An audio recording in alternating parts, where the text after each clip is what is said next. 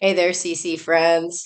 Sorry, last week, if you were following, I never got to post the curved lines video because my internet was down. Fortunately, it's actually was a more tricky one in a way, but I figured I'd still record this video in case anybody's following later or wanting to look back. And I'll just talk briefly about what it is and kind of key focuses. This is the graphs that are being introduced in this unit for the complex are very advanced, even for the younger ones, the fractions, the naturals. They're very advanced concepts.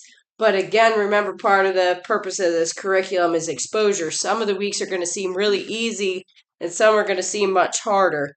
So, think of it like a general scope of all of your graphs. So it's almost like graph analysis, and it's introducing them to a lot of really, really great concepts. So don't be afraid naturally to look in the answer key and follow along.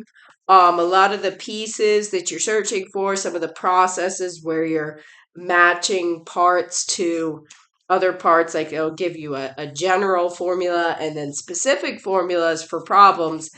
And much of that is just to help students be able to recognize later on in the more advanced maths what all those pieces are, what they do, how they affect the graphs. So I encourage you, it's in for my community, we're done this. But especially this is going to be posted on YouTube. You might find it years from now. I don't know. But with that, I just encourage you when you're doing this unit to not stress over the things that seem like, maybe stuff that you have never, ever, ever seen before. Don't stress over that fact. Think of it more like I am being exposed to this. It's even relating it to some real world concepts, increasing, decreasing, and in that I can learn with my student and kind of enjoy this process, because you'll see this stuff again, especially if your child wants to go into advanced sciences or math. And for most of us homeschool families, we tend to kind of ride the more advanced train sometimes. Even like the old Saxon math was very, very advanced, would take into calculus and beyond. So in that, I just encourage you, enjoy it, don't stress over it.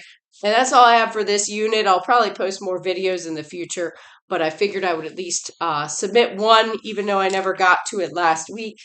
And I hope you enjoy this and it's beneficial for you. Please post questions if you have any. Have a great day.